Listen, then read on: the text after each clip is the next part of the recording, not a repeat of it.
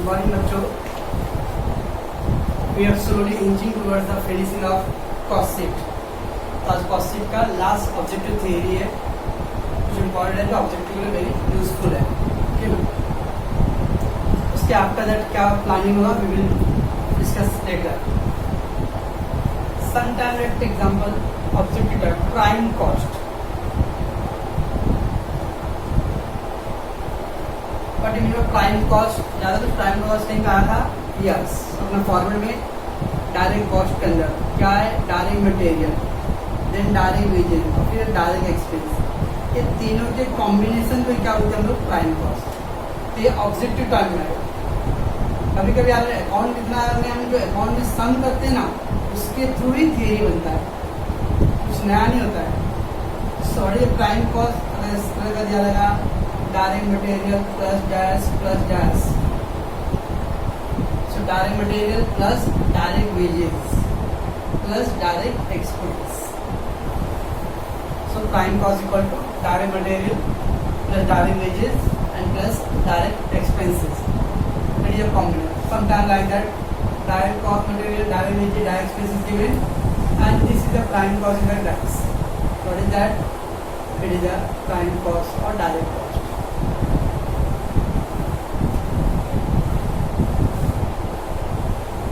Second है factory cost. Factory cost or is a work cost. So to do factory cost, it is a prime cost plus factory overheads. Chapter prime cost के बाद क्या था, add indirect cost. Indirect cost में add factory overhead लिखते हैं. तो okay, तो factory overhead का ओवर टोटल अंदर ऐड WIP. ओके, तो भी इतना ज़्यादा ये केयर नहीं है WIP का point. It mean the main factory overheads. So factory cost equal to prime cost plus factory overheads.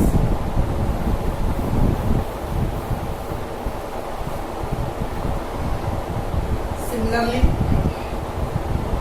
Factory overheads, sorry factory cost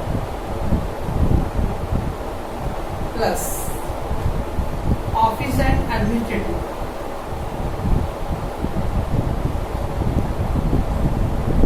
factory cost plus office, factory cost plus office, but we will get cost of production. Yes, cost of production. Okay, तो जो theory है format था अपना, उसको हम लोग objective type question में भी एडजस्ट कर सकते हैं question wise. Factory cost plus office administrative equal to cost of production. Next, cost of production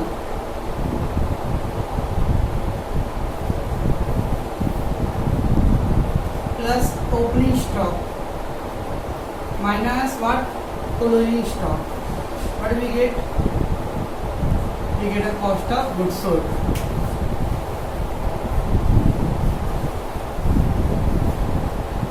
So cost of production plus opening stock minus closing stock, we get a cost of goods sold. And then cost of goods sold, cost of goods sold plus what, till अगर इतना हो गया अब आप बताओ, selling and distribution overhead. तो क्या था अपना cost of sale. So ultimately the cost sheet का जो फॉर्मेट था, तो उसको इक्वेशन वाइज रिप्रेजेंट किया. तो समटाइम्स का भी ऑब्जेक्टिव क्वेश्चन मिल दिया. So prime cost is equal to direct material, direct wages and direct expenses. Then factory cost how to get, prime cost plus factory overheads. Factory cost is plus office administration, we get a cost of production.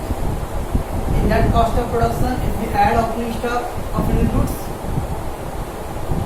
and less closing stock of finished goods, we get the cost of goods sold. Cost of goods sold plus selling distribution, we get the cost of sale. So this is the objective question based on the cost sheet format. BCom 4 sem में auditing था, तो उसके अंदर ICAI, अरे heard ICAI, yes, institute of chartered accountant of India, right, is ICAI का institute of chartered accountant of India. तो as per BCom course में auditing का उसमें एक वर्ड आया था AS1, AS2, AS3 लगा शायद कुछ AS, yes, accounting standard, accounting जैसे बोलते हैं धारा 302, धारा 340, वैसे अकाउंट से भी कुछ एक्ट होते हैं। सो ICAI ने अकाउंटिंग स्टैंडर्ड बनाया था AS। तो मैं अब इसको यहाँ पे क्यों बोल रहा हूँ, कॉस्टिट में भी ऐसा ही है। तो कॉस्टिट में भी, कॉस्टिट का इंस्टीट्यूशन क्या है, ICWA, और ये ICWA institute of cost and work accountant.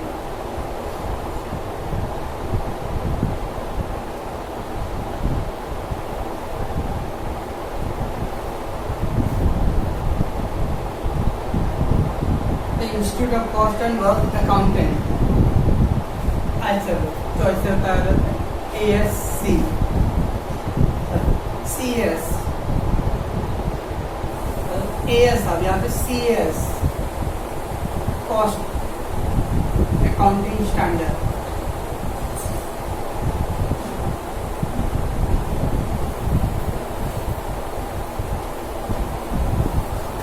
जो ऑब्जेक्टिव टाइप क्वेश्चन से रिलेटेड है, क्योंकि आप लोग तो आज 2-3 साल ट्रेन देख रहे हैं। 50-80 मार्क का पेपर है, उसमें 20 मार्क ऑब्जेक्टिव है। People are considering that objective more. अब वो ऑब्जेक्टिव क्या आएगा, क्या होगा, इसमें जो लग रहा है ICWA तो institute of cost and work accounting, and CS क्या था, CS cost accounting standard.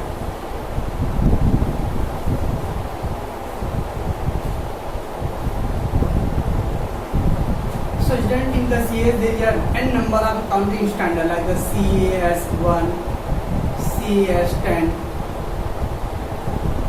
there are n number of accounting standard। तो मैं आपके पास चार्ट है वो आपको सेंड कर दूंगा बाद में। तो आई जस्ट ब्रीफली एक्सप्लेन करता हूँ मैं। First CAS1 classification of cost in the different head. Classification किया क्या, yes, cost divided into direct and indirect. फिर इसको डायरेक्ट के 3 पार्ट से, direct material, direct wages and direct expenses, ये सब जो डिवीजन करते हैं ना उसको बोलते हैं CS1। तो CS1 का classification of cost in different heads. अब एग्जाम में कैसे आएगा, अंडर दैट CS और under that accounting standard cost of classification divided. तो एज पर द CS1 तो अकाउंटिंग स्टैंडर्ड CS1 के थ्रू क्या आता है, कॉस्ट का डिवीजन होता है। ओके बच्चों, नेक्स्ट है CS3 allocation and distribution of overheads. Allocation of overheads क्या था, इनडायरेक्ट कॉस्ट। इनडायरेक्ट कॉस्ट में क्या था बच्चों, factory overhead, selling distribution overhead and office overheads. तो सारे ओवरहेड्स को स्प्लिट करने का काम किसका था, CS3 सॉरी।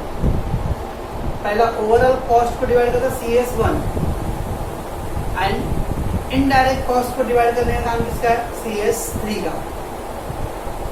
तो CS1 is a classification cost in the different heads, while the CS3 allocation and distribution of overheads. Then बच्चों CS6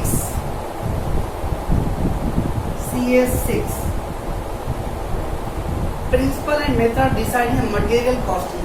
मटेरियल कॉस्टिंग क्या था बच्चों, direct material raw material consume क्या था, opening stock raw material, purchase raw material, carriage less returns, carriage, okay that is. तो raw material का cost को calculate करने के लिए कौन सा है, CAS6। तो पहला 1 था CS1, होल कॉस्ट को डिवाइड होता है, CS3 और ओवरहेड्स को डिस्ट्रीब्यूट करके डिवाइड करते हैं, एंड CS3 मटेरियल की कॉस्ट को कैलकुलेट करते हैं। Principle and method of deciding the costing of materials. CS7 बच्चों, principle of method of deciding the employ cost. Employ मतलब वेजेस, तो वेजेस को पूरा डिटेल में उसका ब्रेकअप करके देना है, that is called CS7। Then है CS10 है बच्चों, 10 है डायरेक्ट एक्सपेंसेस के बारे में डिटेल बताना। तो आपको मैंने रॉयल्टी, लाइसेंस फीस, डिजाइन, ये सब कुछ जो लिया हूँ, ये सब मेरा उमेश का नहीं है, ये सब अकाउंटिंग स्टैंडर्ड 10 का है। तो CS10 किसके लिए? डायरेक्ट एक्सपेंसेस के लिए। Then CS11 office and administrative के लिए। CS15 सेलिंग एंड डिस्ट्रीब्यूशन के लिए। And CS16 depreciation and amortisation. जो वर्ड है अमोर्टाइजेशन, अमोर्टाइज और डेप्रिसिएशन। अगर मेरे से कोई बोलेगा तो मैं बोलूँगा दोनों का मतलब सेम है। तो वर्ड क्यों लगा है अमोर्टाइज? सर ये तो पहली बार सुना वर्ड। डेप्रिसिएशन वर्ड यूज करते हैं हम लोग फिजिकल असेट्स के लिए,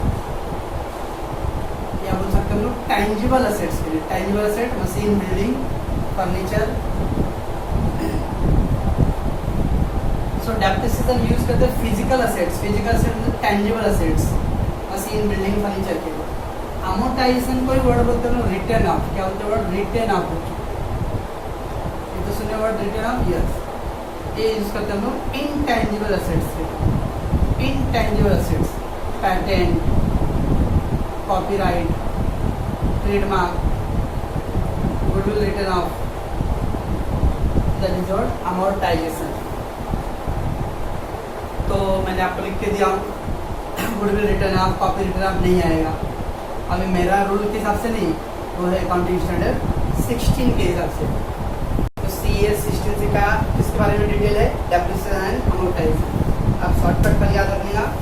CS1 classification of heads, CS3 all the overheads का classification, CS6 deciding the material costing, CS7 employ costing मतलब वेजेस के लिए, CS10 डायरेक्ट एक्सपेंसेस है, CS11 office and administrative, CS15 selling and distribution, CS16 depreciation है। तो बच्चों ये सब कुछ आपको ऑब्जेक्टिव क्वेश्चन में यूजफुल रहेगा। समटाइम आएगा आपको रहेगा शॉर्ट नोट्स ऑन CS, तो आप ये पूरा डिटेल लिख सकते हो। बच्चों we are in the last phase, there is some short notes. तो एग्जाम में 10 मार्क का शॉर्ट नोट्स जाएगा। तो देयर इज टू कॉस्ट है, normal cost and abnormal cost. Normal cost and abnormal. Normal routine और दोज एक्सपेंसेस जो expected है कि वो होगा ही होगा, सब रूटीन एक्सपेंसेस। एबनॉर्मल जो हमने एक्सपेक्ट नहीं किया था, एबनॉर्मल थिंग्स। एबनॉर्मल कोरोना को एक्सपेक्ट नहीं किया था बट हो रहा, दैट इज एबनॉर्मल। तो नॉर्मल मतलब रेगुलर, ये एक्सपेक्टेड रूटीन है, ये इरेगुलर है, अनएक्सपेक्टेड है, ये एक्सपेक्ट नहीं करता कि ऐसा होएगा। अचानक मशीन खराब हो गया, मशीन खराब हो गया तो आपको अलग से बनाना है, आपने सोचा नहीं था मशीन खराब होगा, तो डरिए आप ना। कभी कभी कुछ चीज़ें तो वारंटी पीरियड बता रही कि वारंटी में कुछ ऐसे पार्ट्स खराब हो गए जिसका वारंटी नहीं है, तो आपको ध्यान लेना पड़ेगा। So that so there are two costs, normal cost and abnormal. So normal means regular, expected and routine.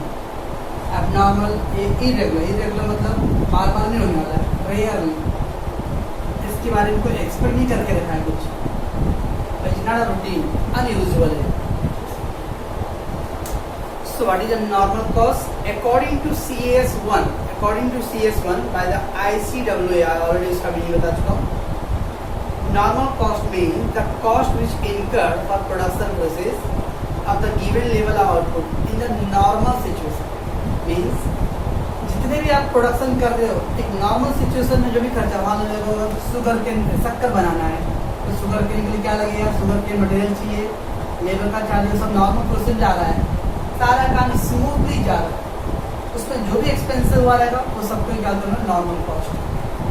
लेकिन सारा कुछ हो रहा था अचानक है, लेकिन अचानक क्या हुआ मशीन में फायर हो गया, और फायर हो गया तो उसमें कुछ वर्कर लोग इंजर्ड हो गए या डेथ भी हो गया रहेगा, तो कंपनी को क्या करना पड़ता है, कॉम्पनसेशन देना पड़ेगा। अब क्या वो एक्सपेक्टेड था कि शॉर्ट सर्किट या फायर होने वाला है, नो, लेकिन फिर भी वो खर्चा पड़ गया, that is called abnormal. Normal situation, normal process में जो भी प्रोडक्शन का कॉस्ट होता है वो सबको बोलते हैं normal cost.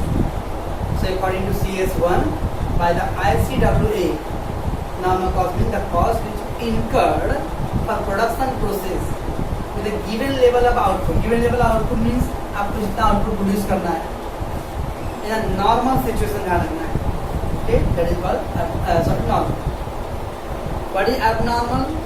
The same according to CS1 by ICWA, abnormal case means cost means unusual cost. Yes, it's a routine है, क्या आता है unusual। unusual मतलब जो हमेशा नहीं होता है, it's a rare, incurred due to unavoidable और unexpected situation। unavoidable मतलब कुछ ऐसा सिचुएशन आ गया जिसको हम लोग अवॉइड नहीं कर सकते, हो गया, अब उसको रोका नहीं जा सकता है। so unavoidable and unexpected situation of production process, it is a irregular। Okay बच्चों, तो सबसे एग्जाम में शॉर्ट नोट्स खिलाएगा, right short notes on normal cost और नॉर्मल। कुछ नहीं मेरे को आता है, all the expenses incurred during the normal situation. तो सारे खर्चे जो आपने नॉर्मल टाइम में किया रहेगा प्रोडक्शन करने के लिए, that is normal cost. All expenses incurred at the abnormal situation, unexpected situation था, यूजुअल नहीं था, that is called abnormal cost. दोनों का जो डेफिनेशन है वो CS1 के थ्रू ही मिला है।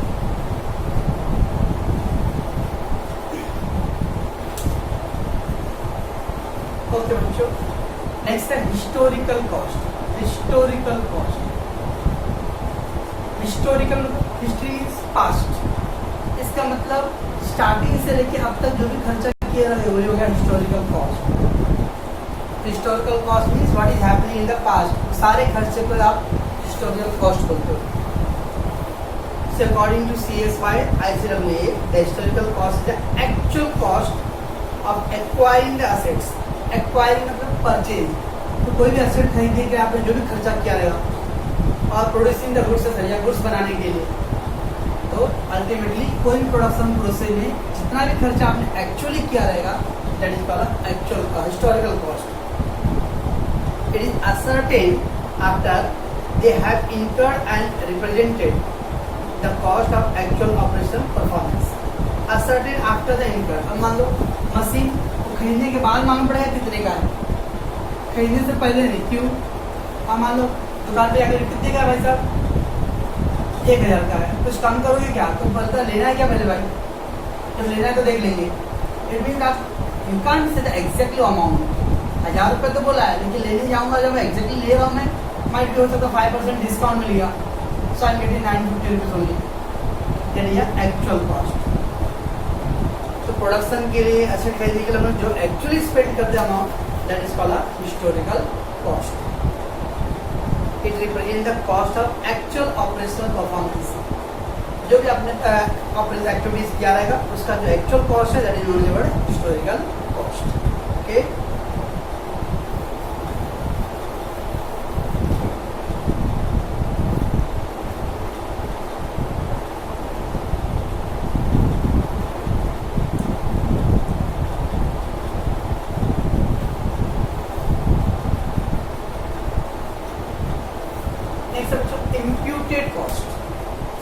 इम्प्यूटेड कॉस्ट क्या होता है ना बच्चों, फॉर एग्जाम्पल आप अपना खुद का बिजनेस स्टार्ट करना चाह रहे हो, अब जब आप खुद का बिजनेस स्टार्ट कर रहे हो, कुछ पैसे अपने पॉकेट से आप खर्च कर रहे हो, आपने 10,000 रुपये खर्च कर दिया, 10,000 आपका क्या इंट्रोड्यूस कैपिटल है, capital,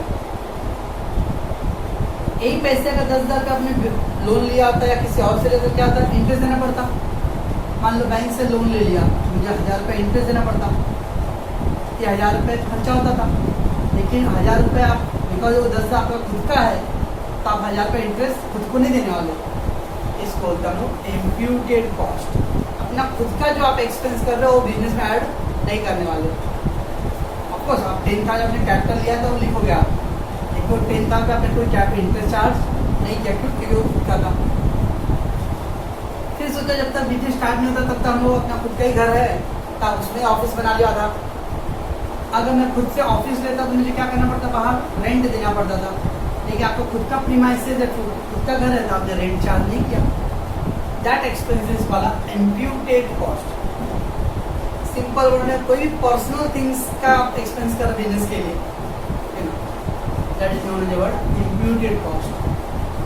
if you take the loan from bank you have to pay interest, if you take the house for a rent you have to pay the rent.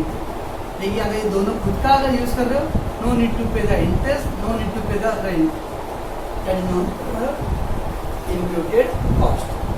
ऐसा कोई भी खर्च एक्सपेंडिचर जो बिजनेस के लिए हो रहा है बट आपको उसके लिए पॉकेट से पेमेंट करना नहीं पड़ रहा है, बिजनेस के पॉकेट से नहीं पे कर रहा है। According to CAS1 imputed cost is a notional cost. Notional मतलब का बच्चों खाली पेपर को होता है, ये रियल में खर्चा नहीं। अब रियल में जैसे मान लो अब आपको ही मालूम है कि 1000 रुपये इंटरेस्ट बैंक का होगा, लेकिन आपने क्या पेमेंट किया है क्या, नहीं। ये आपने खुद का अपना ऑफिस यूज किया तो उसके लिए आपने कोई रेंट पे किया, नहीं। That is not notional. Notional मतलब only on paper, not in reality of practical. ये नोशनल वर्ड नोशनल है, नेशनल वर्ड नहीं है, notional. Notional means only on paper, not on practically. So imputed cost is the notional cost not involving any actual cash payment. कुछ cash payment नहीं हो रहा है, खाली पेपर पे आप लिख रहे हो, but no need to pay anything at all. Only for the purpose of decision making. अब decision making जब आप दिमाग में सोचे तो बिजनेस करने के लिए चलो मैं 10,000 रुपये ले रहा हूँ, बैंक से लूँगा तो मुझे इंटरेस्ट देना पड़ेगा, ये आपका पेपर वर्क चल रहा है इस समय। ऑफिस कहाँ से आएगा, ऑफिस का भाड़ा इतना लगता है, अभी तो है नहीं पैसे, क्या करते 2-3 महीने घर का यूज़ कर लेंगे। ये सब पेपर पे अपने डिसीजन मेकिंग प्रोसेस में इन्वॉल्व कर रहे हो, you are not paying at all our cost. So interest on the owner's capital is the example, rent of own property is the example. तो इम्प्यूटेड का सिंपल बच्चों क्या होता है, only expense on paper which is not real in reality, you have to make the payment. Best example what is that? Interest on capital or house property or the any premise used for a personal property used for a business. Okay, बच्चों, that is known as imputed cost.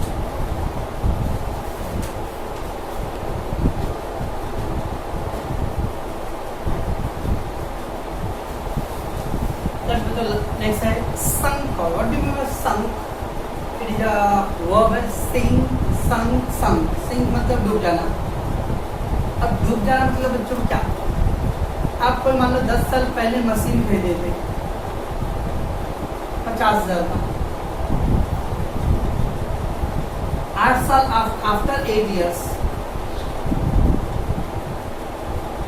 आपने 10 years पहले खरीदा था machine, 10 years before, ये purchase 50,000 ना 8 years over हो गया, 10 years 50,000 मतलब एवरी ईयर कितना आएगा बच्चों 5,000, तो 8 years का 40,000। अब मशीन का प्राइस कितना बच गया 10,000, मशीन का प्राइस है 10,000। तो बच्चों रियलिटी ऑल दो यह परचेज कितने का किया हो 50,000 का, 50,000 यह परचेज। क्या आफ्टर 10 years वो 50,000 का कोई मतलब आपके लिए, यस एक दिल को सुकून मिलेगा कि आपने 50,000 का खरीदा था, बट अभी रियल में प्रैक्टिकल इसका वैल्यू कितना है 10,000। ये खाली ये मायने करता है, बाकी का 40,000 is not important, that is known as sunk capital. तो अगर आप पास्ट में कोई एसेट खरीदे हो उसका real value current value is important, बाकी कितने वैल्यू रिड्यूस हुए रहेंगे that is not important. All तो हम लोग उसको डेप्रिसिएशन बोलेंगे, रिटर्न ऑफ हो गया, बट उसका कोई रियल वैल्यूएशन नहीं है, बिकॉज वो एक्सपेंसिव कभी किया था हमने पास्ट में किया था। कोई कंपनी है उसका 10 लाख का मशीन है, तो 10 लाख का मशीन तब खरीदा था तब है, आज की वैल्यू कितना है, आफ्टर 20 years की वैल्यू 1 लाख है, तो मेरे लिए ज़्यादा इंपॉर्टेंट क्या है दैट 1 लाख, बाकी का 9 लाख क्या हो गया sunk capital. According to CS1 ICWA the sunk cost is a historical cost. और ये हिस्टोरिकल कॉस्ट बच्चों आप कितने में पूरा खर्च किया और कितने में खरीदे थे सर पहले का, यस दैट पहले which is incurred, that is a sunk cost in the past, use in the past. ये सब आप 50,000 खरीदे थे लेकिन आपने पहले उसका यूज किया है, अब धीरे धीरे उसकी वैल्यू रिड्यूस हो गया है and not relevant to the current decision making process. अब वो जो बाकी का जो 40,000 बच गया बच्चों वो ज़्यादा करंट टाइम के लिए इम्पोर्टेंट नहीं रखता है। What is happening in the past historical cost हो गया, लेकिन आपके आज के डिसीजन के लिए वो कॉस्ट का कोई इम्पोर्टेंट रोल नहीं है। That is known as what बच्चों sunk cost. Sunk cost means it is based on the historical cost. दोनों में थोड़ा सा डिफरेंस क्या है, हिस्टोरिकल मतलब what is happening in the past, सारे कॉस्ट। हिस्टोरिकल कॉस्ट को हम लोग यूज करते हैं करंट डिसीजन में, but sunk cost is never use for the decision making process.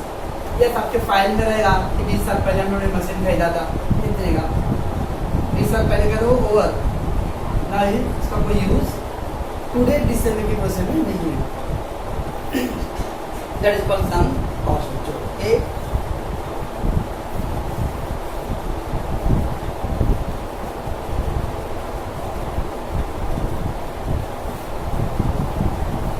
Last बच्चों जॉब कॉस्टिंग।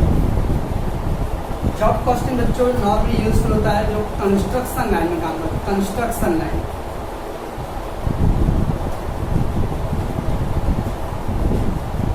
कंस्ट्रक्शन लाइन, अब कंस्ट्रक्शन लाइन मतलब किसी का कॉन्ट्रैक्टर जो है बिल्डर हीरानंदानी LNT, उसका मतलब पवर प्रोजेक्ट है, विरार प्रोजेक्ट है, नाला सोपारा प्रोजेक्ट है, ये सब कॉन्ट्रैक्ट है, कंस्ट्रक्शन है। लेकिन वो जो बिल्डर है वो चाहेगा कि मेरा विरार में कितना प्रॉफिट हो रहा है, पवई के प्रोजेक्ट में कितना प्रॉफिट हो रहा है और दूसरे प्रोजेक्ट में कितना प्रॉफिट, तो आई वांटेड टू डिफेंड। ऐसा बिकम एक चैप्टर था क्या, ब्रांच अकाउंट ब्रांच। वैसे मैं चाहता हूँ हर एक प्रोजेक्ट का भी अलग अलग डिटेल रखूँ। और प्लस अगर मान लो विरार में भी है 10 माले का बिल्डिंग है तो मैं चाहता हूँ कि हर माले में मुझे कितना प्रॉफिट हो रहा है। That is called job costing. Job costing का मीन्स हो गया क्या, नॉर्मली याद है ईच एंड अगर 10 बंगलो है so how much the profit, how much the expenses for each bungalow. हर एक बंगले पे मुझे कितना खर्चा प्रॉफिट होता है उसका मैं डिवीजन करूँगा। That is known your cost, job costing. So construction company is interested to determine the cost of each bungalow separately. कोई भी कंस्ट्रक्शन कंपनी होता है या प्रोजेक्ट जो लॉन्ग टर्म प्रोजेक्ट वाले लोग होते हैं वो हमेशा चाहते हैं कि हर एक बंगलो का, हर एक फ्लैट का मुझे सेपरेट उसका पूरा डिटेल एनालिसिस होना चाहिए। तो अगर मुझे डिटेल सेपरेट एनालिसिस चाहिए तो उसके लिए कौन सा अकाउंट बनाते हैं हम लोग, job costing board. It's costing method will be treated each bungalow as a cost unit. अब क्या तो हमें 10 बंगलो है तो हर एक को मैं क्या करूँगा, सेपरेट यूनिट ट्रीट करूँगा और I will draw the 10 column. Column number 1, column number 2। अब क्या आएगा, ऑल द 10 बंगलों के लिए मैंने 10 लाख का मटेरियल खरीदा, 10 लाख का मटेरियल 10 बंगलों के लिए, तो हर एक बंगलों में कितना गया, 1 lakh 1 lakh 1 lakh. I will divide that. So method of costing use in such a case is called job costing. तो जब कंस्ट्रक्शन लाइन में हर एक बिल्डिंग, हर एक फ्लैट या हर एक बंगलों के लिए separate information you wanted to know, that is known your job costing. Job costing also called as job order costing. Job costing में क्या कर लो, जॉब ऑर्डर कॉस्टिंग।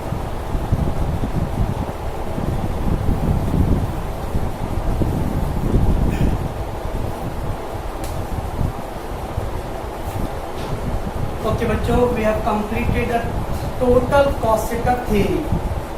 इनफैक्ट मैंने शॉर्ट नोट्स में जो भी रिक्वायरमेंट था वो भी आपको दे दिया हूँ। टोटल थ्योरी अभी आपका कितना सीरियसली इसको रेडी करते हो, दैट इज इम्पॉर्टेंट। अब मेरा बच गया इसमें सम करना। नॉर्मली कॉस्टिंग का वीडियो में ऑनलाइन करके या क्लासेस लेके सम पॉसिबल नहीं होएगा, फिर भी मैं मंडे को एक दो सम ट्राई करूँगा करने के लिए, ओके ना। बट मोर इम्पॉर्टेंट पहले इसके पहले संडे को I will give you some question, in fact 10 question. On Sunday, I will give 10 questions. Everybody अपना सेपरेट बुक में सेपरेट सीट पे you have to take down the answer sheet. तो answer sheet पे उसको सेपरेट लिखो। लिख के आपको ग्रुप में मैसेज नहीं सेंड करना, ग्रुप में नहीं करना है, इंडिविजुअल। ओके बच्चों, तो ये संडे जो क्वेश्चन में संडे को सेंड करूंगा या सैटरडे इवनिंग को, ये आंसर आपको लिखने हैं संडे को कंप्लीट। और मंडे को मुझे इंडिविजुअल सेंड करना है, ग्रुप में नहीं सेंड करना है, ग्रुप ब्लॉक रहेगा। इंडिविजुअल सबको सेंड करना है बाय मंडे, ओके ना? ओके, तो remember whatever the question रहेगा you have to take the answer completely thoroughly और इंडिविजुअल। और एक चीज दिमाग में रहे, एक बच्चे का कॉपी मैं ब्लॉक कर दिया ग्रुप, आप लोग आपस में कनेक्टेड रहोगे, तो एक का सेंड किया हुआ उसी का कॉपी मत करके भेज देना मेरे को, क्योंकि आपने जो पहले का सेंड किया सब उसका मैं राइटिंग में कंपेयर करूंगा मैं। ओके, अगर एक 10 क्वेश्चन थरोली आप लोगों ने दिया रहेगा तो मैं क्वेश्चन आंसर इसके कुछ क्वेश्चन सॉल्व करूंगा। अगर आपने नहीं किया रहेगा तो I will not solve the question at all. So take care, पूरा थियरी आप रेडी करो अच्छे से, और जो 10 क्वेश्चन है जो भी क्वेश्चन रहेगा उसका आंसर एक सेपरेट पेज पर लिख के मुझे सेंड करो। ओके।